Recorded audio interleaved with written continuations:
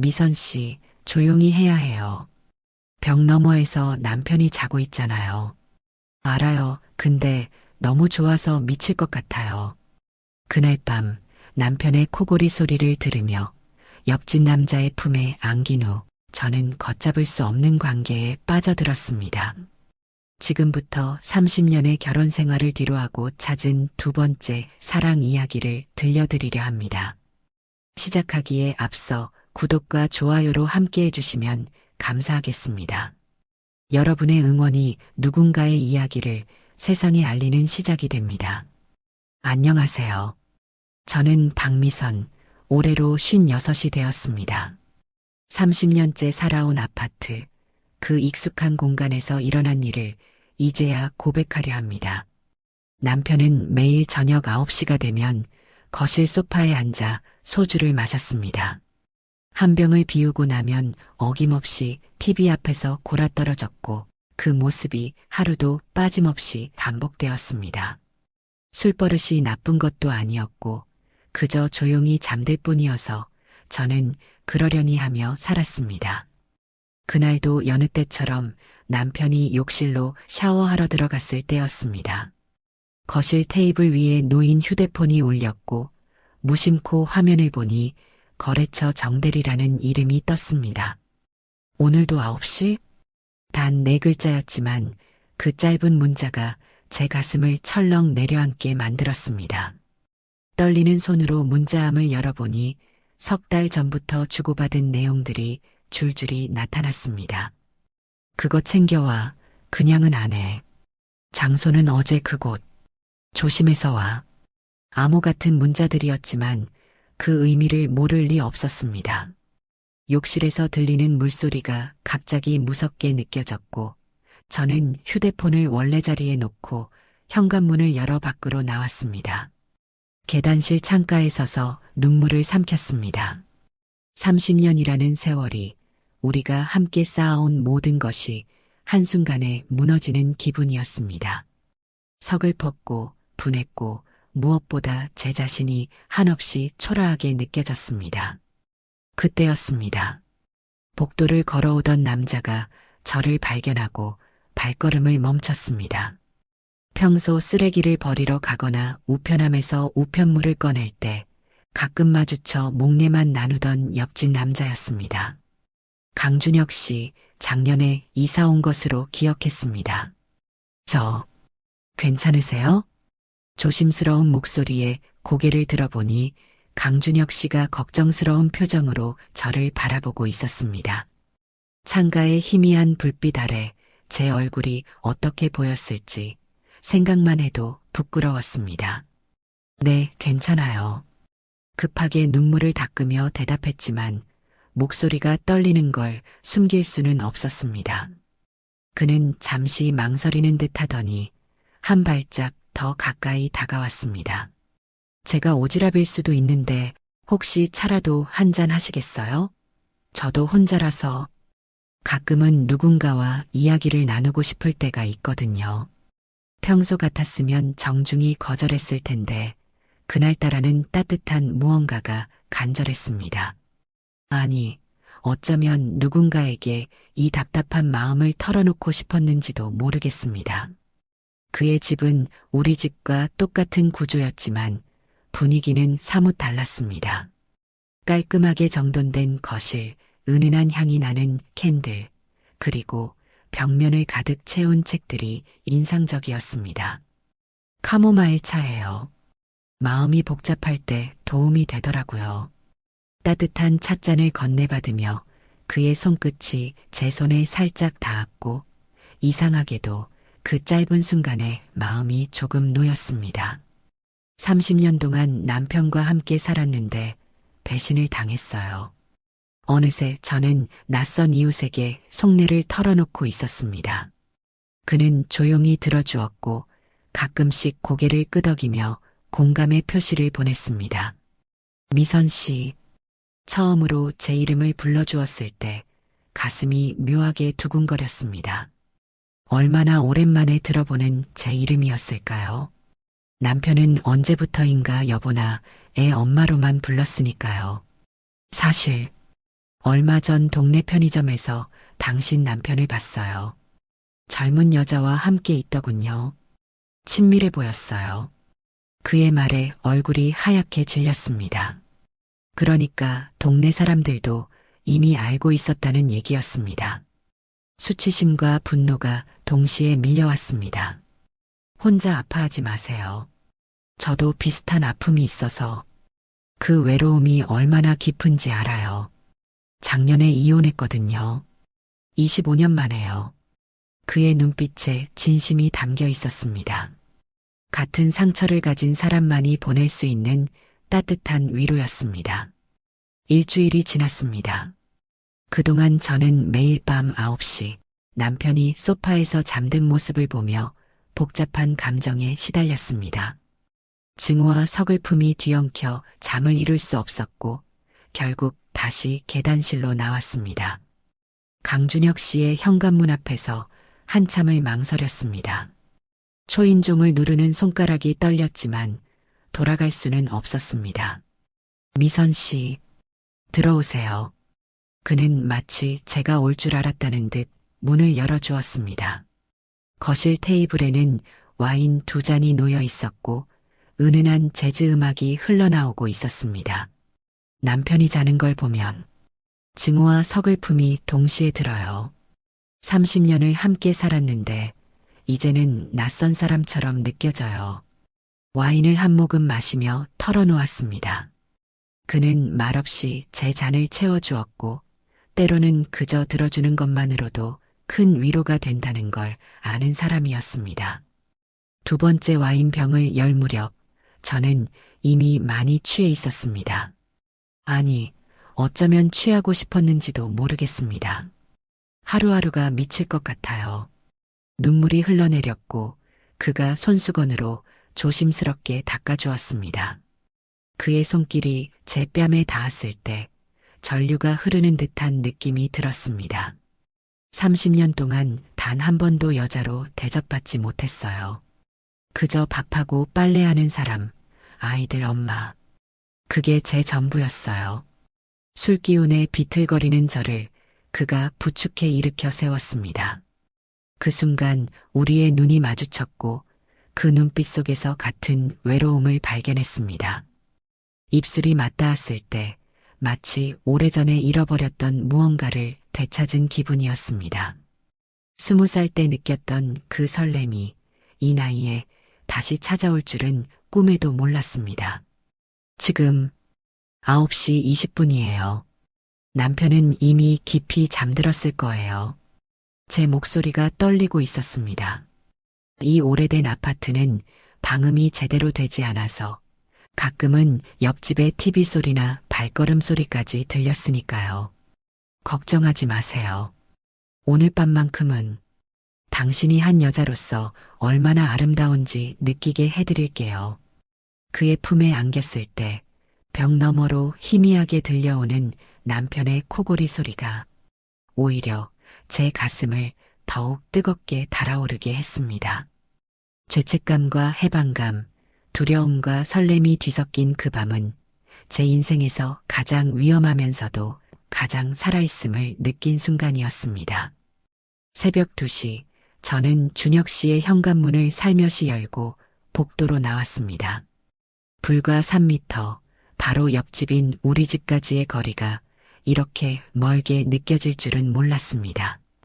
복도에 센서등이 켜질까봐 벽에 바짝 붙어 걸었고 누군가 나올까봐 심장이 터질 듯 뛰었습니다.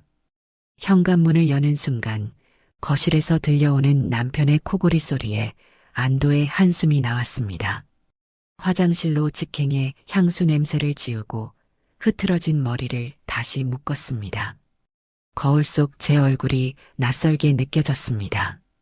볼이 상기되어 있었고 눈빛은 살아 있었습니다. 다음 날부터 제 일상은 완전히 바뀌었습니다. 아침에 남편을 출근시키고 나면 휴대폰을 손에서 놓을 수가 없었습니다. 준혁 씨와 주고받는 비밀스러운 메시지들이 제 하루를 채웠습니다. 지금 벽에 기대보세요. 제가 반대편에서 기대고 있어요. 그의 메시지를 받고 거실벽에 손을 대었을 때 정말로 그의 온기가 전해지는 것 같았습니다. 베란다 커튼 사이로 서로를 훔쳐보며 손을 흔들기도 했고 같은 시간에 같은 음악을 들으며 마치 함께 있는 것처럼 느끼기도 했습니다. 일주일이 지나자 저는 더욱 대담해졌습니다. 남편이 소파에 누워 TV를 보다가 스르르 잠들기 시작하는 9시, 코골이 소리가 일정해지는 걸 확인하고 조심스럽게 현관문을 열었습니다. 하지만 복도에서 아래층 김씨 아주머니와 마주칠 뻔한 적이 있었습니다. 어머, 미선 씨? 이 시간에 어디 가세요? 아, 잠깐 편의점에 우유 사러요. 심장이 쿵쾅거렸지만 애써 태어난 척했습니다. 그날은 결국 준혁 씨를 만나지 못하고 정말로 편의점에 다녀와야 했습니다. 매일은 위험해요. 들킬 수 있어요. 다음 날 그가 걱정스럽게 말했지만 저는 이미 멈출 수 없는 지경에 이르렀습니다. 알아요. 하지만 9시는 이제 우리만의 시간이에요. 그 시간만 기다리며 하루를 견뎌요. TV 볼륨을 평소보다 조금 높여놓고 이불과 베개로 소리를 차단하며 조용히 사랑을 나누는 시간들. 벽 하나를 사이에 둔 아슬아슬한 만남이 주는 스릴에 저는 점점 중독되어 갔습니다. 위험하다는 걸 알면서도 이 나이에 다시 느끼는 설렘과 열정을 포기할 수가 없었습니다. 2달이 흘렀습니다. 그동안 저와 준혁 씨는 점점 더 대담해졌고 위험을 감수하는 것 자체가 일종의 쾌감이 되어버렸습니다. 매일 밤 9시의 은밀한 만남은 이제 제 삶의 유일한 활력이 되었습니다. 어느 금요일 저녁 준혁 씨가 충격적인 제안을 했습니다. 미선 씨, 내일 토요일 오후에 만나는 건 어때요? 남편분이 집에 계실 때요. 처음엔 귀를 의심했습니다. 밤이 아닌 대낮에, 그것도 남편이 바로 옆에 있을 때 만나자니요. 미쳤어요? 그건 너무 위험해요. 알아요. 하지만 생각해보세요. 더 짜릿하지 않을까요?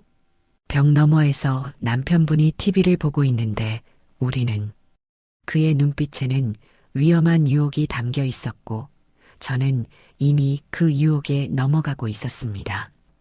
토요일 오후 3시 남편은 여느 때처럼 거실 소파에 앉아 주말 스포츠 중계를 보고 있었습니다.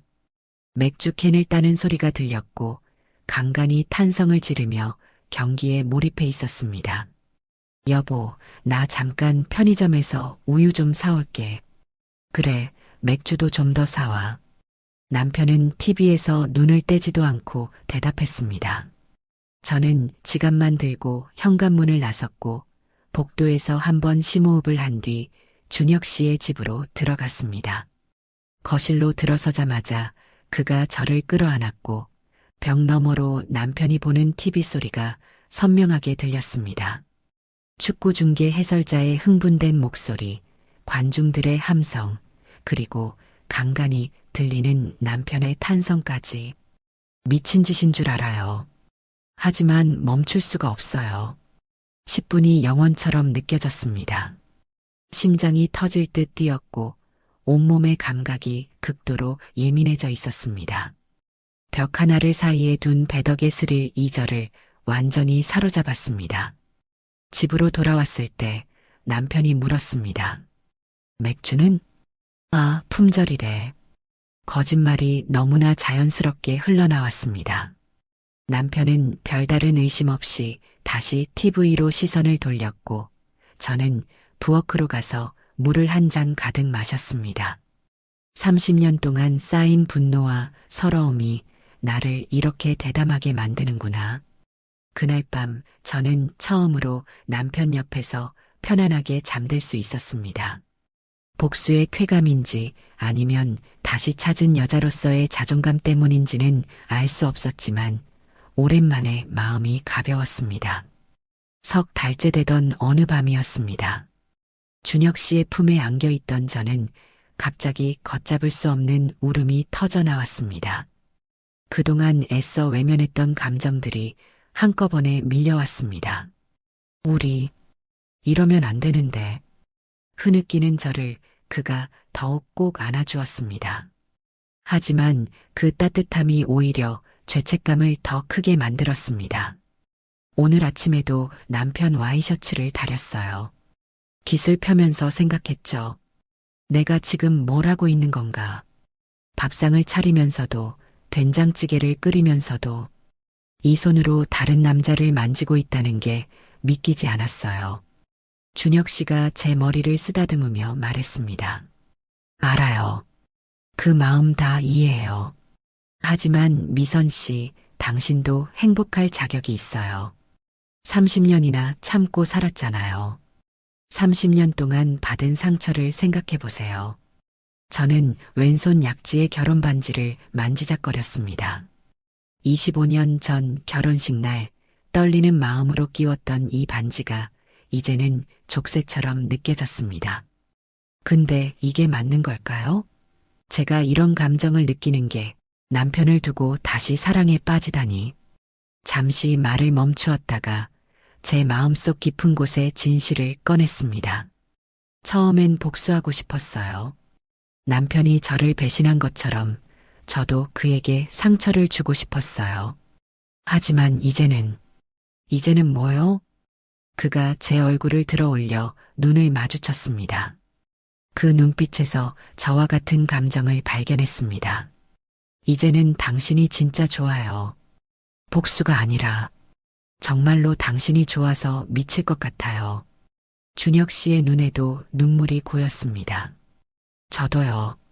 처음엔 그저 외로운 이웃을 위로하려 했어요. 같은 아픔을 가진 사람으로서 공감했을 뿐이었는데, 이제는 당신 없이 못 살 것 같아요. 아침에 눈을 뜨면 가장 먼저 당신 생각이 나고, 밤에 잠들 때까지 당신만 생각해요. 우리는 서로를 바라보며 울었습니다. 이 나이에 다시 찾아온 사랑이 얼마나 소중한지, 그리고 얼마나 아픈지 동시에 느끼면서, 미선 씨, 우리가 만난 건 운명이에요. 늦었지만 아니 늦었기 때문에 더 소중한 사랑이에요.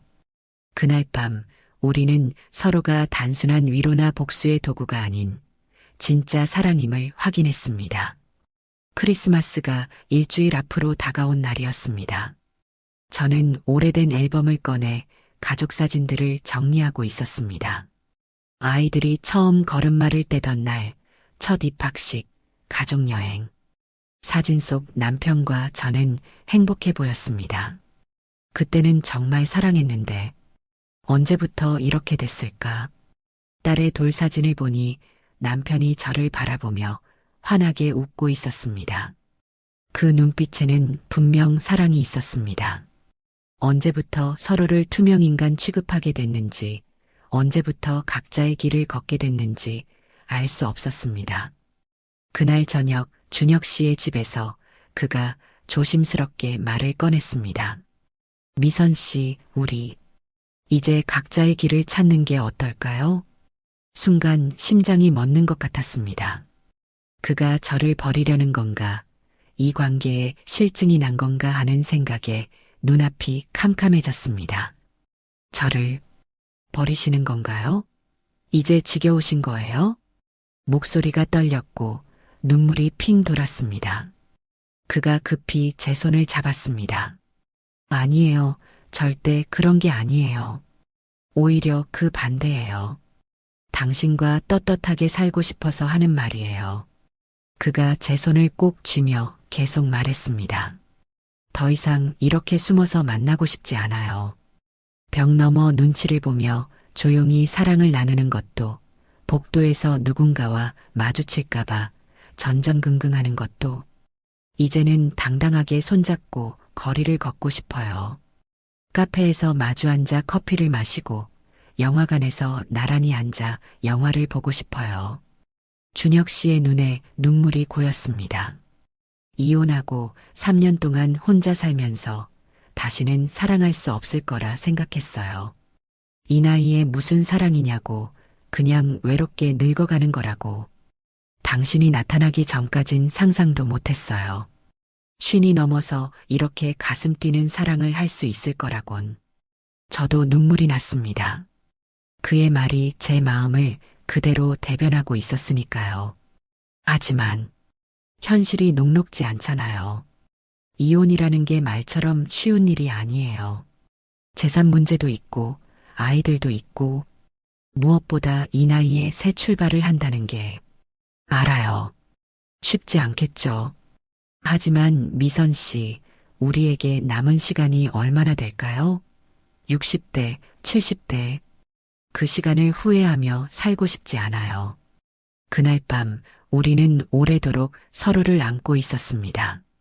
선택의 기로에 선 두 사람이 느끼는 두려움과 희망이 고스란히 전해졌습니다.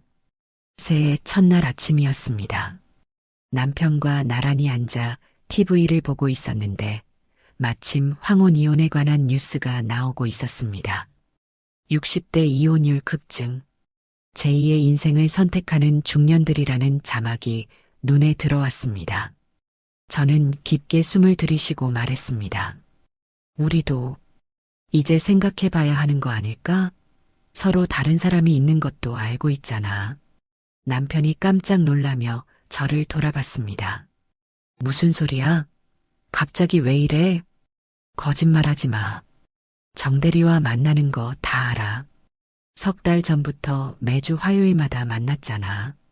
남편의 얼굴이 하얗게 질렸다가 이내 붉어졌습니다. 한참을 침묵하다가 한숨을 푹 쉬며 고개를 떨구었습니다. 언제부터 알았어? 그게 중요해. 이미 우리는 오래전에 끝났잖아.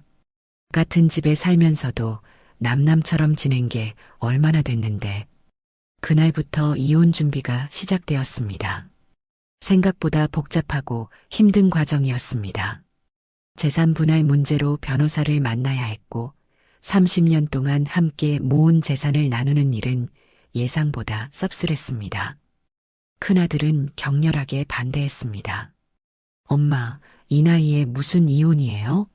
그냥 참고 사세요.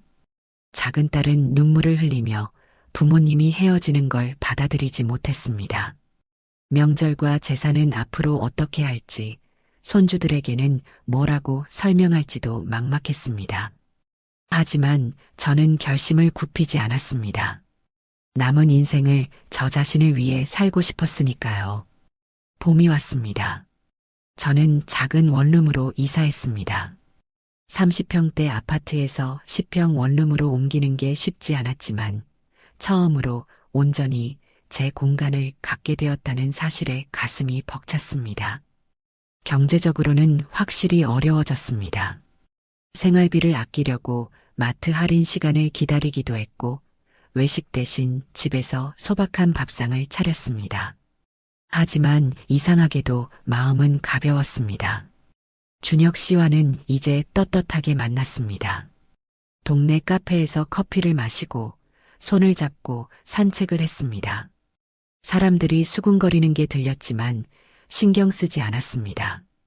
벚꽃이 만개한 4월의 어느 날 공원 벤치에 나란히 앉아 있었습니다. 꽃잎이 바람에 흩날리는 모습을 보며 저는 처음으로 마음 편히 웃을 수 있었습니다. 고마워요. 나를 다시 여자로 만들어줘서. 그리고 사랑해요. 30년 만에 처음으로 하는 진심 어린 사랑 고백이었습니다. 56의 봄, 저는 다시 태어났습니다. 지금까지 제가 들려드린 미선 씨의 이야기는 30년의 결혼 생활을 정리하고 새로운 사랑을 선택한 한 여인의 고백이었습니다.